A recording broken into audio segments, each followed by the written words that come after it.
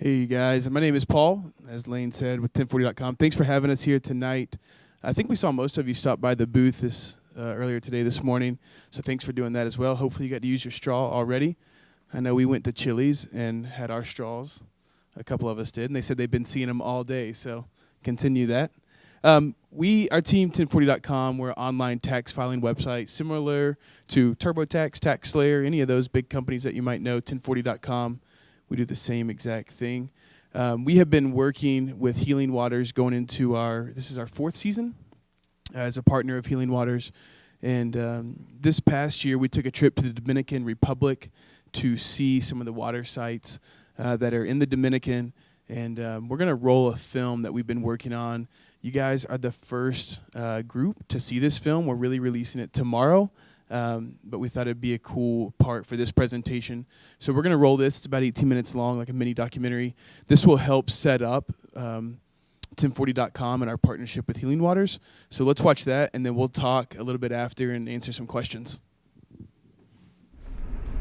James, wake me up. Did you say don't wake me up? You said wake me up before you go. Just go. Yeah, just go.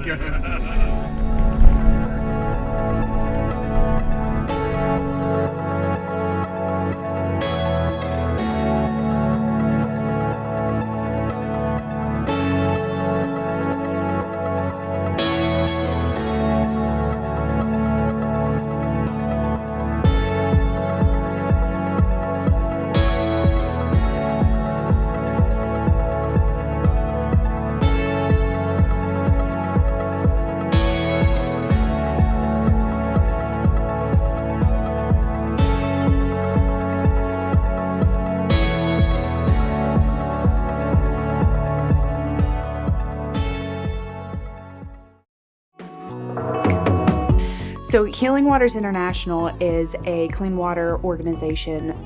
They are based out of Colorado, and they have clean water sites in several different countries.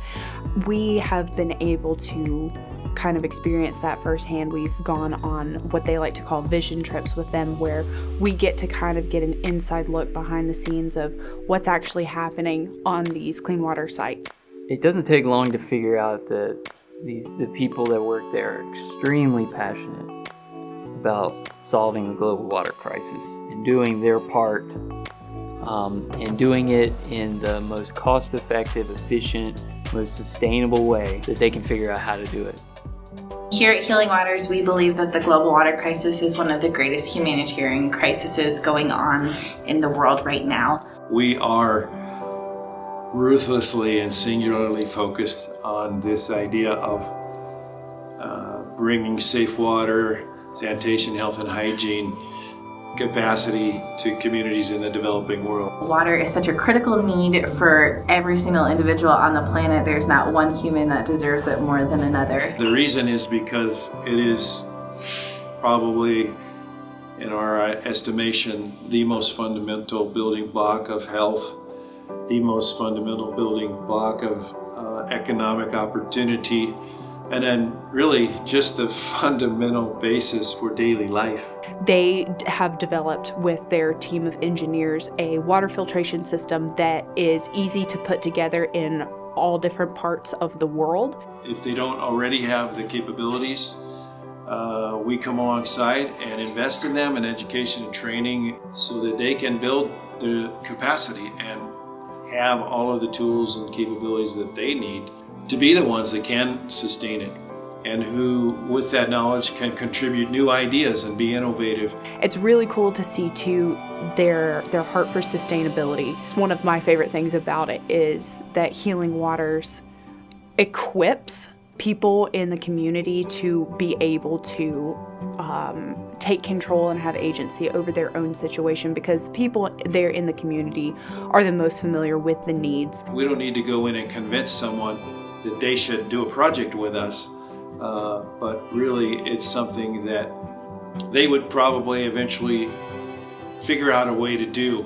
These communities that Healing Waters is partnered with, they already want to do better. They already have that desire, that spark, that passion to take what they have and move it to the next step. Healing Waters is able to help them with the technology and show them how to run that, but it's 100% run by the people in those communities, and that's an incredible thing to see.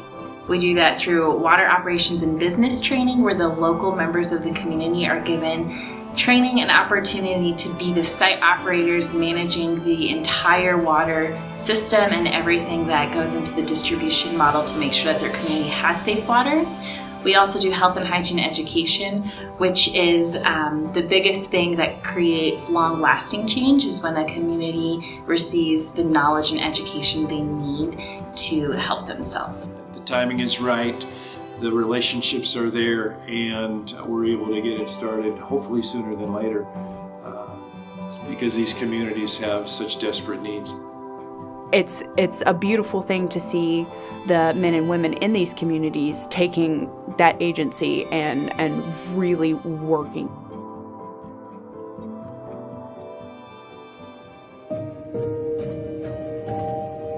Our team, while in the Dominican Republic, visited a school called El Almendro. It's essentially a school that goes up until kindergarten. So the reason for this place started as a kind of providing assistance to mothers, most of them single moms, that had to leave really early in the morning to go work somewhere in the city. A waiting list. No way. 400. As soon as we came through the school gates, there's a wall around the whole school, and you come through the doors, and there's just a sea of children in these classrooms. The teachers were very, very welcoming, and they just started stepping us through what their students were learning, what they were doing as far as activities, and they had their whole lesson for the week laid out, and the students voted on what they wanted to learn. So they had solar system, or the sun specifically, or the ocean, or mountains, or different things they could pick.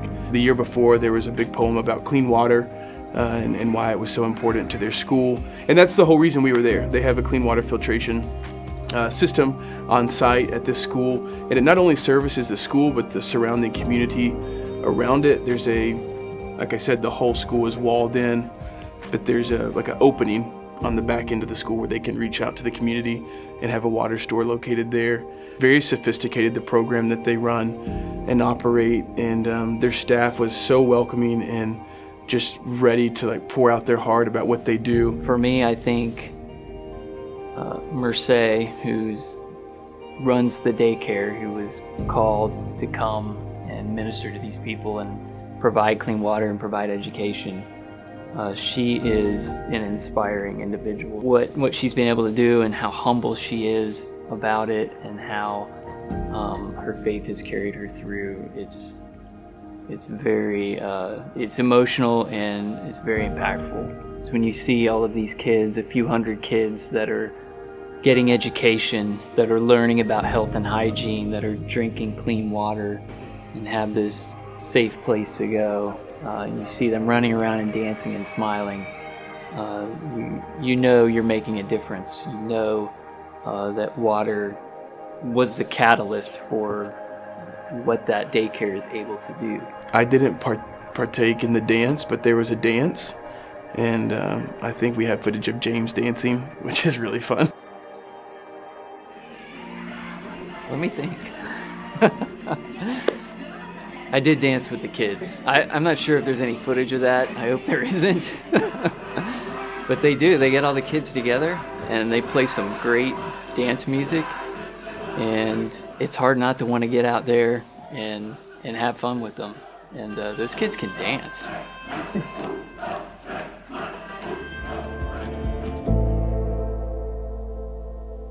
Yeah, so we visited a water site right downtown Santo Domingo, and it was really cool when we went in. I mean, it was a beautiful site. It looked very, very professional. Not that the others don't, but this one just looked, maybe because it was downtown, there was a curbside window on the sidewalk where people that live in that area can walk right up to a counter and just set their jug up or their bottles and be filled and pay, and off they go on their daily commute. Once we got inside and we were looking around, we realized the store wasn't operating, and they were shut down temporarily due to some health code and that they needed to get some equipment up to date and to pass local regulation. And what that did for us, I think it put in perspective that there's challenges with these sites, but the site overall was really cool. There was a school upstairs, there's a church right there, kind of all in a city block. And up on the top, they had an incredible view of the city, and it was neat to go up and realize, we had just seen this water site that was not functional, and then we went up on the roof and we're just looking over the city, and it kind of put in perspective that this site serves this area, and how important it was to be able to get that site up and running.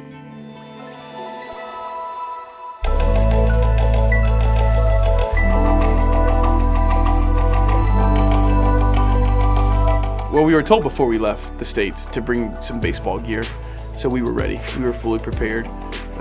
Pinstripe pants, socks, cleats, helmets, eye paint. No, we didn't do that, but we did have gloves and a couple balls. So we were all looking forward to it. And we were driving down this road, and so we passed where we were going to play baseball, and there was already a bunch of kids gathered up. I think there were probably some 4 or 5 year olds running around, maybe not playing, but upper elementary age all the way to high school age kids, and we got a baseball game going. They had a field there, and we just had fun. I mean, the game's universal. It's huge there, and the talent level was super impressive. I think we got it handed to us overall. There was a huge crack in one of the bats. I just remember that. It was like swinging a sword. Like if you got around it or if you picked up the bat wrong, your hand was gonna fall off. But it was just fun, like getting over the language barrier, being able to communicate through a game and just enjoy being so far out of a comfort zone, a city. We were in a very rural area. The game overall was the language. That's how we communicated. It was just through smiling and high fives and playing, taking time to just stop and hang out.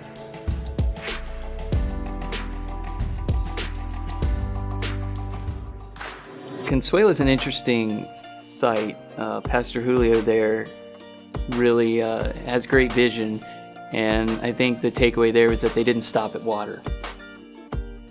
We came to a fairly large building with a set of stairs going up and a ramp going one way, and it was 2 stories, and it just kind of stuck out more so than what we had been seeing on the way in. And we pulled up to another gate, and there was Pastor Eddie and Pastor Julio came out and greeted us. And first we took off and toured their school and saw their church building. It was time to go see the bakery, and so basically, in my words, is that this site received their clean water filtration store, and the store was beautiful. It was one of the most impressive operations, really, of anything that I've seen, but especially these water sites. They're all very clean inside, very, very clean, but this one was just top notch. The front counter, like the store area, looked like a corner block market type place, a glass counter, very, what you'd be accustomed to. There was an employee there working. They were sold out for the day. There was literally nothing in the glass counter, and I thought at first, like, this is a bad sign, and then we found out that they had sold out, like it was just gone for the day.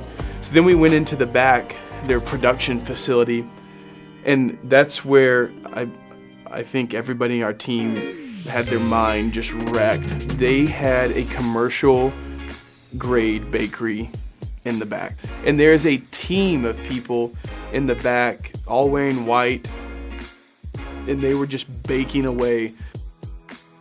On top of the bakery, they took us up, and they have basically like an education room, a classroom, and there's a commercial kitchen as well, more like a home kitchen that you would see in someone's house. And they do classes for the community, and they bring just local community members in and teach all types of different cooking lessons, cooking schools, sanitation classes, you name it. The community can use this room for whatever they might need it.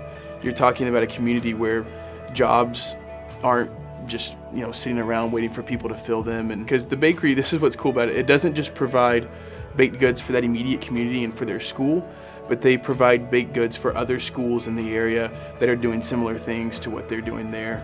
Like, this story is it. I mean, this is, we talk about taking action with what we have and taking action to make a dent in the global water crisis.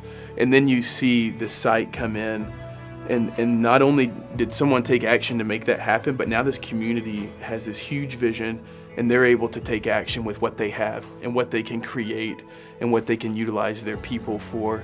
And all of this started by simply seeing a need for clean water, putting a filtration site in, selling that water, and then having these proceeds, and they're able to do these incredible things. So when we talk about Healing Waters having this sustainable method, that's a perfect example. And I hope that that someday, we can look at what we're doing and go, hey, is it as good as what the bakery in Consuelo is doing? We do taxes, but we do taxes to make a dent in the global water crisis. That's the most rewarding thing that I can think that a company could do, especially when you travel to see firsthand, meet people, hear stories all about a bakery, a school, a baseball game, whatever it might be. But the one thing that all of those stories have in common is clean water, and the one thing that would make those stories not exist is clean water. Well, clean water is essential to living. You have to have it. There's no substitute for it. But it's fun to think, hey, we do this to impact this person, to impact Pastor Eddie, to impact the kids at the baseball game, to impact families that we don't even know about yet. When you have that mindset in a workplace, we don't just do this for the man. We're not just doing this for a bottom line. Like, that stuff's great, but when you do it with more purpose and there's a passion behind it, it makes whatever you do that much more enjoyable and fun to walk through. It's easy to work with. It's easy to support people that are extremely passionate about what they're doing. Usually they will talk about what it was like before Healing Waters came in, before they had the water store, and then what life has been like and how the community has been transformed since the water store was in place. We see the impact on the communities that don't have it, and it affects every area of their life and holds communities back. It holds individuals back. When you're sick, you don't want to go to work. When you're sick, you don't want to go to school. I just think that that's so important for us, especially in our culture, is to find ways to make what we do count. It doesn't have to be at this level. That could look so different for each person, each business, each organization, but do something. Find something that you're really passionate about. Find a company that, is really holding themselves accountable to be sustainable long term. As basic as it is, it's monumental. And of course, there's research studies that have been put out by the UN that identify that there's no other single intervention that you could bring to community that would have more impact on alleviating poverty than bringing safe water.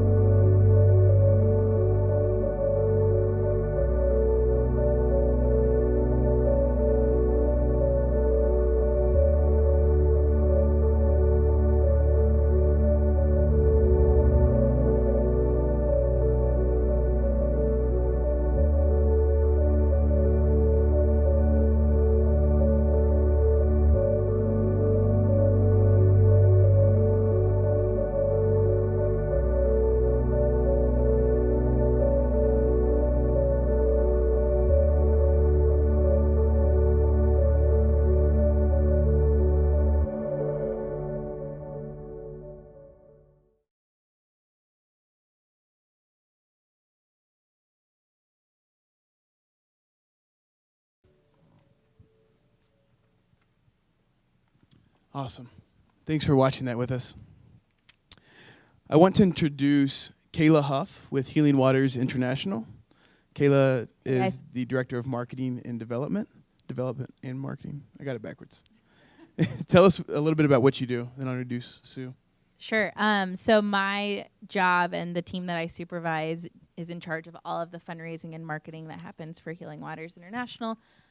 So we raise all the money to make sure that we can bring safe water projects to people, and we get the privilege to partner with awesome companies like 1040. And then I want to introduce Susannah McQuitty. She is with the 1040.com team, and she is our in-house blogger, writer, copywriter, not just for blogs. Talk about what you do with 1040. Awesome. Yeah, I do pretty much anything that comes from 1040.com, whether it's emails, blogs, web content. Most of that is it's gone through me at some point. So that's pretty much it for me. Like everything from Instagram posts to major text emails. blogs. Yeah, to text blogs. That's Our stuff we favorite. all love to read. Yeah. So basically just taking high concept tax stuff from like irs.gov and making it readable. That's fun. Yeah, so like how many have ever tried to read an IRS like public document? It's the worst.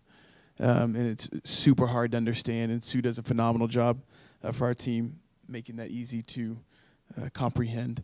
So we're going to start. We've got we'll see, 4 like big points that we want to talk about, and then we'll take some questions at the end.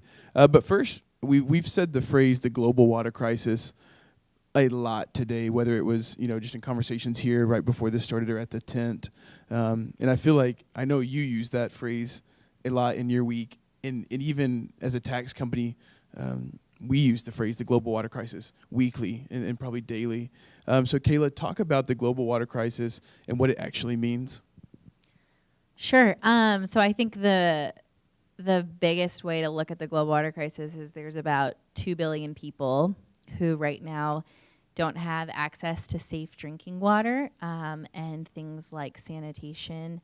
That would be things like plumbing and latrines. So when we talk about the global water crisis, we're talking about everything from the fact that children who aren't drinking safe water are experiencing things as simple as diarrhea. But if a kid under the age of 2 has more than 5 cases of diarrhea in their life, then it actually can completely stunt their growth and their development, and there's no reversal of that.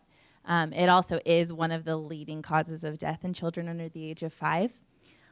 So that's just on a kid perspective. From adult students like yourselves, people don't really have opportunity if they don't have access to safe water. They're not in school. They're not given opportunities to dream and to have goals and plans for their life.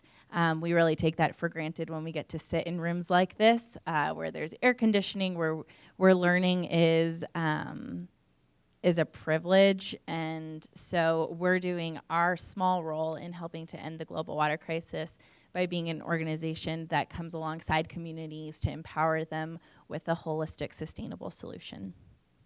That's awesome. Sue, what is, like in your travel to the countries you've visited with Healing Waters, how has the global water crisis impacted you?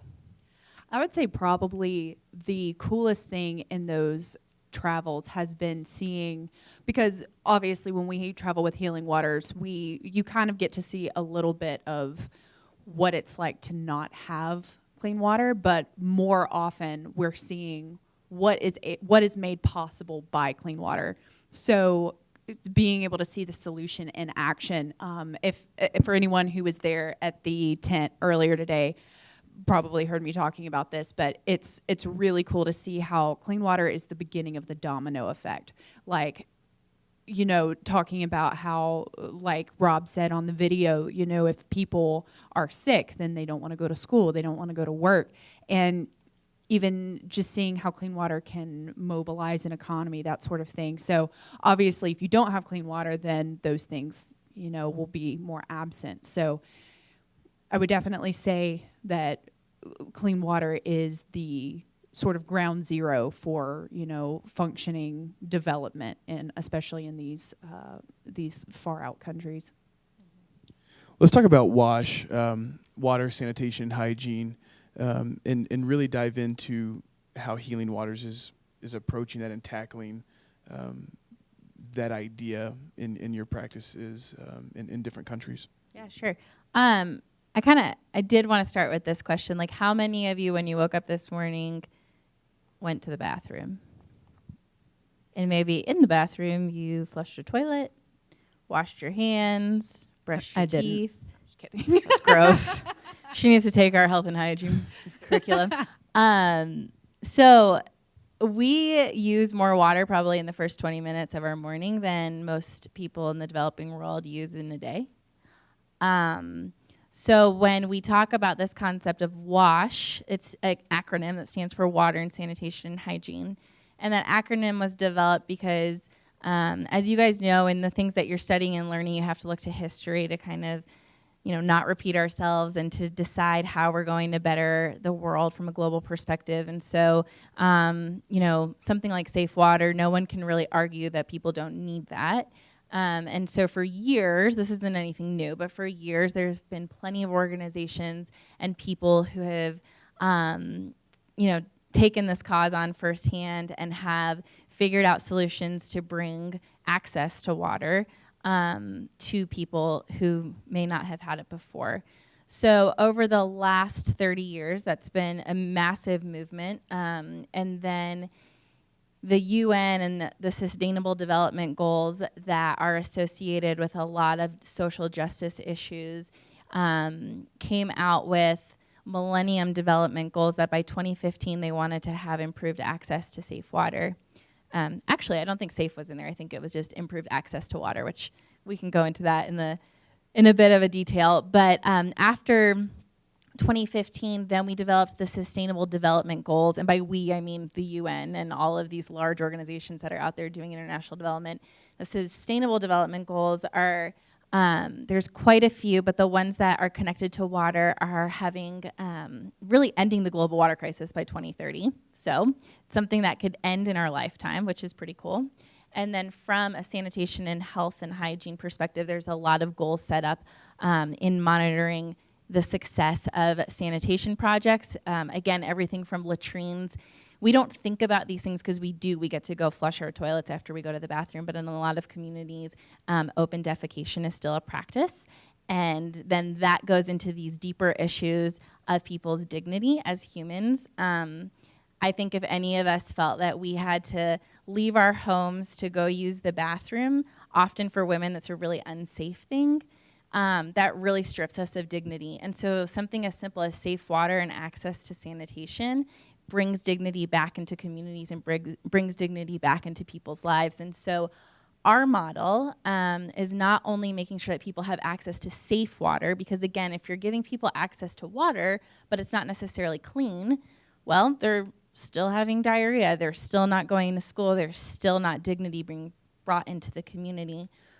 And then our health and hygiene curriculum, where we focus a lot on sanitation and hygiene, specifically for women and children as kind of the two most affected in any social justice issue. And from both an impact of the outcomes that we see in the program and also just anecdotal stories, the things that women share from being in our women's program, again, they don't have the privilege that we as women often take for granted when it comes to certain things related to our health and the hygiene education that we've received. And so again, it is bringing dignity back into these communities, and dignity is what gives people hope in their community. So that's why we do WASH. I can go more into the model, but I'll stop great. There. Yeah. Okay. I think in the video when we were at El Almendro is a great example of teaching kids at a super young age. I don't know if you caught it, but that school is just, is it 6 weeks old they take kids? Yeah, there's 6 weeks to 6 years. Yeah, 6 weeks to 6 years.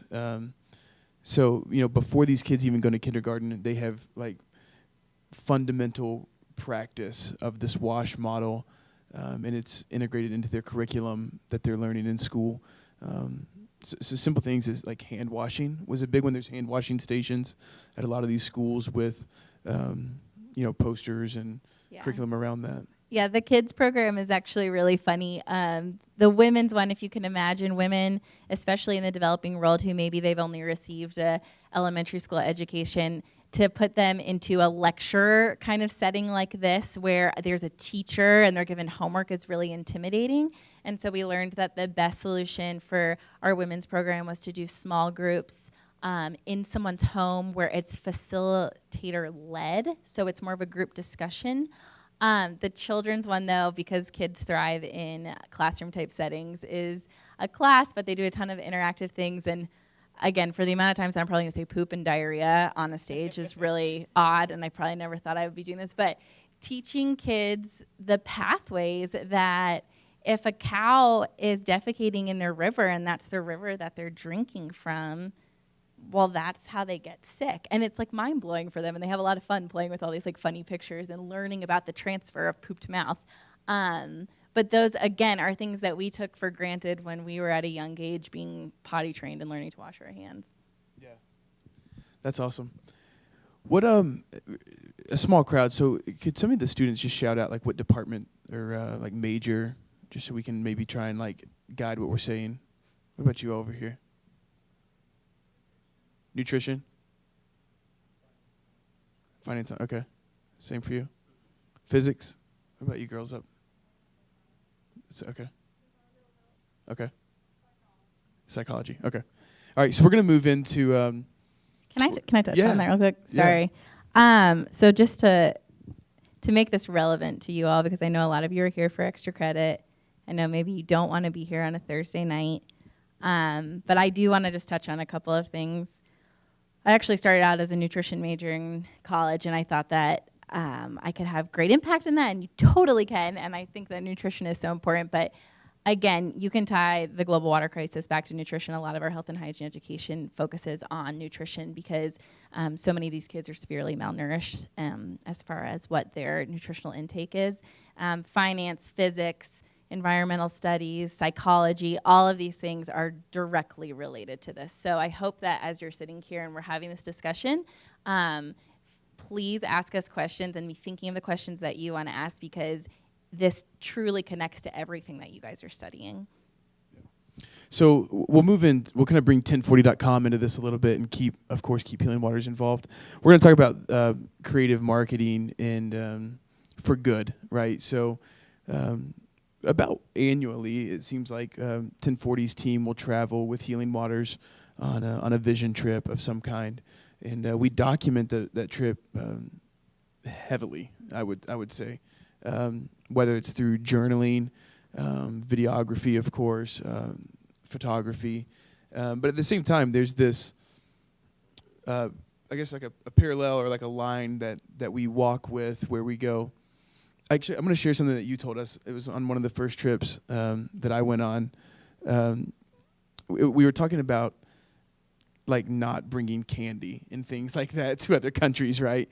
And I'm kind of derailing for a moment, but it kind of puts things into perspective. And Kayla shared, she said, hey, if you were sitting at a park in the U.S. and someone walked up to your child and gave them candy and wanted to take a picture with them, like, it's super awkward, right? And so It's also kind of criminal, I think. Yeah, we would think that's like criminal in the U.S., right? But at the same time, these stories have so much power in them, and being able to use stories and photos and videos of what's happening and the impact, and focusing on the impact and not focusing on that exploiting a story in a negative way. Maybe touch on that, like how Healing Waters approaches that, and then we can touch on, how we approach it, kind of under your guidelines in a way. Sure. So this is something that I'm personally very passionate and convicted of, is this idea that, I've used this word dignity a lot, but also if we are in the business of social justice issues, if we are working to keep people out of exploitive situations, then I find it very backwards and wrong if organizations are exploiting the people that we work with through stories and photos that don't bring dignity. So we have really strict policies on the photos that we let people take. I do a lot of pre-trip kind of discussions when I'm bringing a group on a trip as to how we're going to interact with the communities, how we're going to, even be involved physically in playing with kids and things like that. It's a big passion point for me. And I don't know, I feel like this shift happened probably before you all were, little kids, but 30 years ago on TV, if there was any sort of telemarketing or television type of thing, asking people to give their money, it was often kids that were dirty and their bellies were distended because they were malnourished and they were, not smiling. And I've always told people, like, poverty is something to capture, but people can be happy in poverty. And we take photos of kids that are smiling, and we don't take photos of kids that aren't fully dressed. And we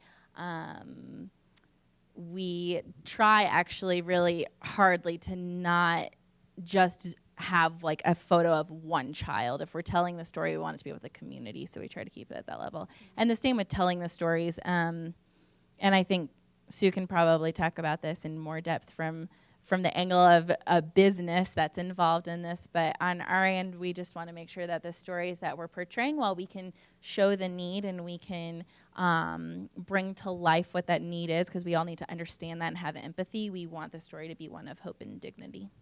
Absolutely.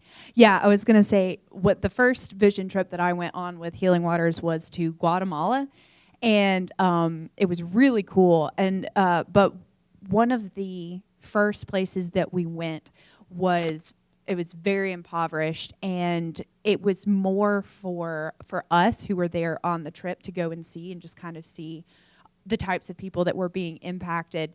And we were invited into this woman's house, and going in, like, we're all kind of like squeezed in, and just the things that we saw and the stuff that we were really taken aback by, just the way that people live their lives.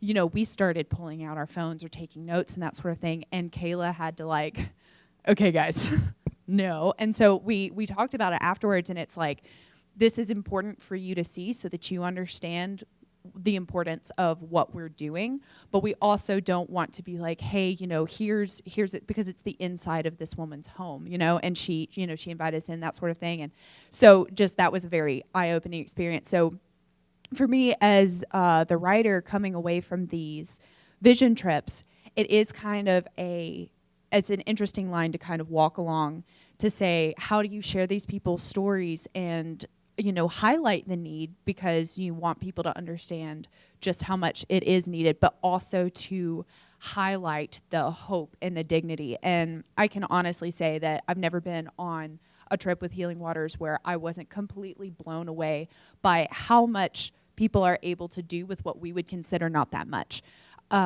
Like, for instance, we donate to Healing Waters based on every return, and what we donate may not seem like a lot to us, like per return, but what Healing Waters is able to do with what we would consider not a lot of money, it's incredible to see how much impact there is. So the last time I went, we went to Haiti, and from the time that we arrived, I was just very nervous, and by the time we left, it was absolutely, like, it brought me to my knees, just how the way that people were living, but the way that they were living with hope and with empowerment and that sort of thing. And it's a really cool thing to see. Well, I think it's important too to note that social media marketing is such a new thing. Marketing isn't a new thing, but the saturation of photography and people being able to share their stories or other people's stories with not a lot of boundaries around that. It is a really fine line, and I think, especially for college students, when I was in college, we didn't have any classes on social media, like there wasn't. But now it's like, it's a thing, it's an industry, and so we get to be at the front line as both a for-profit business and a nonprofit, and how do we do this well? How do we do it with excellence? How do we set the stage for the next generation who's going to come take what we've done and make it even better? And so I think that we have this privilege when it comes to marketing for good, to owe that to the people that we're partnering with, and the ones on the ground who are receiving these benefits. And so I think that it's kind of an uncharted territory, but it's fun to be at the front end of it and see where it goes. Yeah, that's awesome. And Sue kind of touched on how 1040 gives to Healing Waters, and I'll elaborate on it and kind of take us into our final point before we open it up for questions. So, and also it adds, and Kayla, you just mentioned too, a for-profit, nonprofit. And so when we talk about marketing, we're talking about, for Healing Waters, marketing's a different deal. When Kayla's out raising funds to make these projects happen, you need stories, and you need to be able to show potential donors what's happening, the impact and the hope that is being delivered. And when we talk about marketing, we are a for-profit business. And so we have our, just traditional 1040.com marketing, but we also want to pull in our partnership with Healing Waters, but do that in a way that would bring dignity to these people, and do that in a very similar way that Healing Waters approaches marketing. And so the way we give is based off of returns. So every time a filer files with 1040.com, we donate $2 to Healing Waters. So you file, we give. That's kind of our a quick little tag that we've used. But again, we're very careful with that. Not to cross that line of kind of like the negative side of what we've been discussing. Yeah, and since I'm not 1040 staff, I feel like I can shamelessly plug them. But there's a lot of businesses out there, because it's such a trend right now to have a social good component to your business. There are companies that say they give back to Healing Waters, and we've never seen any money come in from them. People want to manipulate stories for their own benefit, and I can tell you 100% that the way 1040 runs their company and how they tell the story is that they're doing this for the people that we work with. It has nothing to do about their profit and their obviously we want them to grow, because they grow, there's more impact. But I say that because I think there's an ugly side to it. But this group is doing an amazing job. And then bringing that down to a local level. So like, what does that mean for us in this room? What does it mean for me when I don't have my 1040.com hat on? I know a big push that you all have made in the last year, let's say, is fitness instructors, running a Saturday class as a fundraiser for Healing Waters, or taking a 5K run or a cycling, a lot of outdoor type events. But taking whatever it is you're passionate about and saying, hey, how can I turn what it is that I do? How can I turn a hobby, my job, small business owners? In the video, I say it doesn't have to be at this level. And what I'm referring to is, we're a national company, but what if you own a bicycle shop? It doesn't have to be at the level we're at, but that's just where we find ourselves. So I hope from the film and through this conversation, you have a better understanding of Healing Waters, 1040.com, our partnership, and feel compelled to kind of ask yourself that question. And I would encourage you to take time to figure out what it is, if that's something you would want to do, is be involved in helping in the global water crisis. That's not something I think you want to rush to an answer. I think we all want to be a part of it, but how can we do it, and how can we make the most impact? I did just kind of jumping off what you said about finding something you're passionate about and then making it work. Y'all, I was an English major. I did creative writing. That's like stories. I was an English major. Yeah. I did not go to school around here. I'm from Franklin. I was like, not moving back to Franklin. I'm not doing it. Because if you live in Franklin, you're going to work for taxes, and I'm not about that life. But but when I was graduating, the marketing company that does 1040 stuff was looking for a writer specifically for 1040, and I was like, you know what? It's a job. I'm an English major who won't be flipping burgers. So I just took it, and it has been absolutely incredible to work for 1040.com. The opportunities that I've had, like I've been overseas, I've been able to see the impact of these things, and it all started with something as boring and just like I never thought that reading articles from the IRS.gov site would have contributed to something that really truly has like fundamentally shifted my view of the world and my view of like my job, and just showing up and reading those irs.gov articles. Like it's been very impactful, like just for my life personally. So again, like Paul said, it doesn't necessarily have to be any one thing, but finding ways to make your specific skill set matter in the long run, and it's just hugely rewarding. So I don't know if any of you guys have ever met a professional fundraiser before, but I hadn't met one until I was one, I think. But the best part about my job is that what I get to do is help people in their generosity story, and I get to give them an opportunity to engage with something to have big impact. And I remember it's like not surprising, because when I was in college, I remember having a conversation with a mentor of mine, and we were talking about generosity, and he said to me, if you're ever going to start giving back to anything that you're passionate about, you need to do it now. And I was like, well, that doesn't make any sense, because I'm a college student and I don't have money. And he was like, it doesn't matter, because you need to start giving away your money now in order to have impact. It's only going to get harder later. And so I remember like babysitting. I'd make like $70 in a night, and then like the next day I'd write like a $7 check to like. Who are you babysitting for? $70? Yeah, that's a good gig. Don't take less than $20 an hour, people. No, but I Not for say that babysitting. because I think that you guys might be sitting here being like, well, how am I going to have impact? I'm not going to work for a company that can give away lots and lots of money, or I'm not going to own a company that can do that. But I always say this to any crowd that I talk to, is that generosity is really important. It's good for us as humans. It's something that I think we're made to do, to be generous with those around us. And so whether that's giving of your money to organizations that you're passionate about, or giving your time, your resources, your knowledge, you're all really smart students who are gaining a ton of knowledge right now. How can you give that back to your community or the world is a really big thing. And so, yeah, who knew that you'd come to a lecture on something like the global water crisis and a tax company, and that could be fun. Maybe it's not fun for you, it's fun for us up here, but I do think that if there's anything you can take away, like be generous, and be generous with the things that you have and the things that you're gonna have in the future as you get into your careers. I kind of feel like I'm like closing this, but I didn't mean to be. No. I just want to open it up for questions. We won't do a Q&A too long.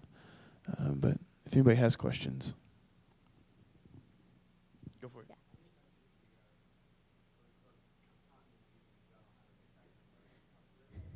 Yeah, we are in 16 countries. So when Healing Waters started in the early 2000s, our focus was in Latin America. So we have 4 staffed countries in Latin America, and that's Mexico, Guatemala, Haiti, and Dominican Republic. And when I say staff, I mean we have actual nationals of their country that are running our programs in the country. Another part of sustainability and kind of best practices in international development is around this idea of not just sending, kind of this phrase of the white savior complex, not just sending people from the US down to fix other people's problems. These are capable, smart, intelligent people, and if we can resource them to be the solution to their own problems, then that's how it's going to be sustainable. So I say all that because it's a really cool thing that we have a lot of field staff that are nationals for the country. The other 12 countries that we're in are scattered through Latin America. We have a bunch of projects in East Africa, and then we also have a handful of projects in Cambodia in Southeast Asia. Yeah.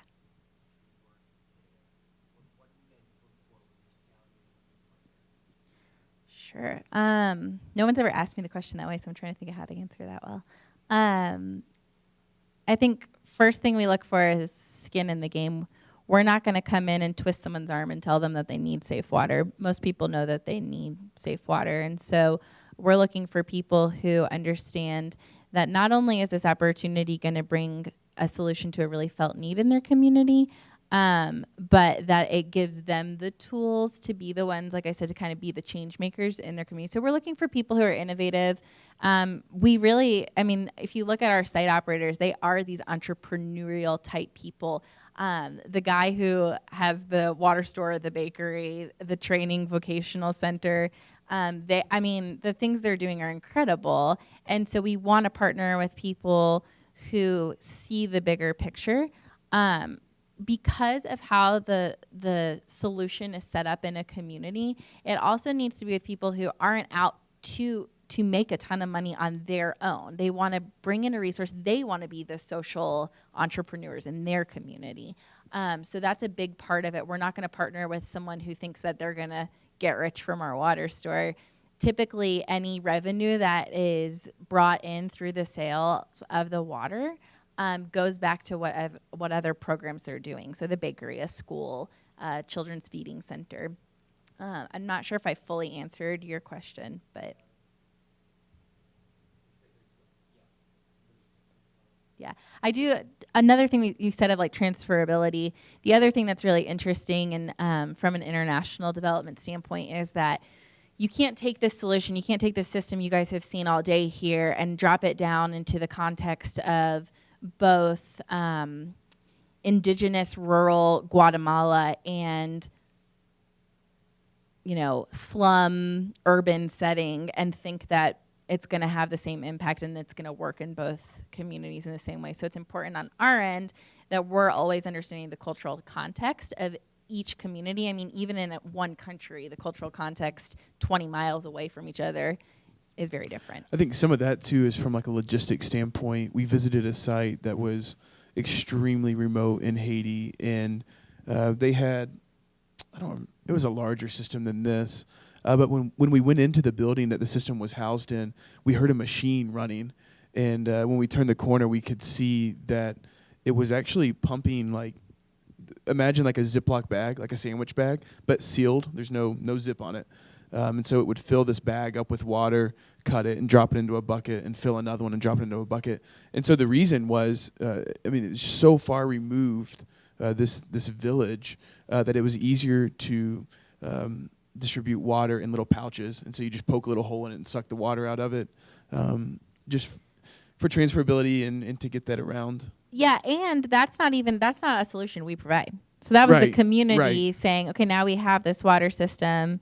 And actually, maybe they noticed quickly that the sale of 5-gallon jugs wasn't as good, and what their customer wanted was a simpler, personal use kind of size water. And so they're the ones who came up with that answer, not us. Can I say so? Just kind of going off of that, I think that that's where Healing Waters' focus on working with community leaders is what makes that transferability possible. So you, instead of just saying, oh, we're going to drop this here, we're going to drop it there, there is a connection and a relationship that is built between Healing Water staff, which, like Kayla said, in a lot of these countries are people who are from that country, who are working with leaders in these particular communities. Like, what is the need? How can we make this work? Because those people know best what the needs and desires of their community are. So it's not just that this is a one-size-fits-all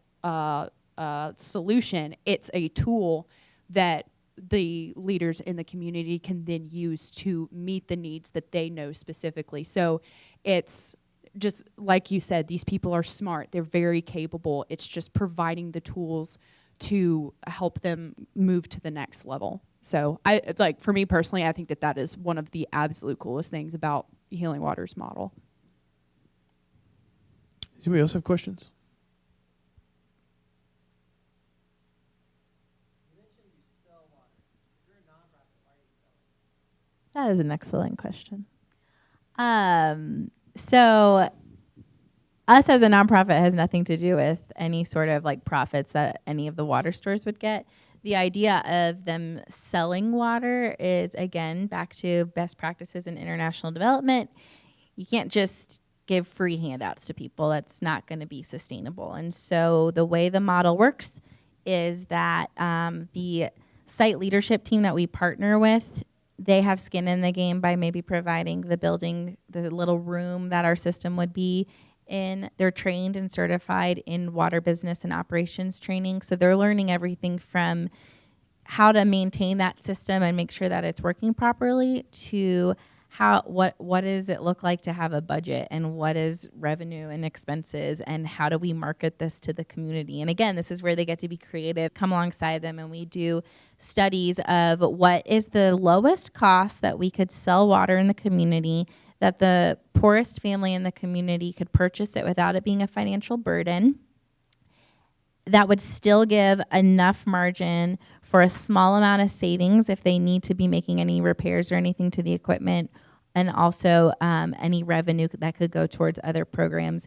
There's absolutely cases in our projects. We have over 360 projects globally where maybe the community knows that there's a family who is so poor that even paying, pennies of their own currency to get water is a real financial burden. And so oftentimes the local leadership will kind of choose a family or whatnot to give water to, but that's them getting to provide charity to a local family in their community. It's not us coming in and saying that family gets free water. So again, it's kind of a trickle down effect of how to do good community development in the international world. Anyone else? Great. Thanks for coming. Thanks for watching the film and hanging with us.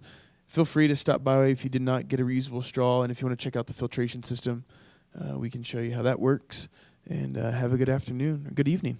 Thank you. Thank you.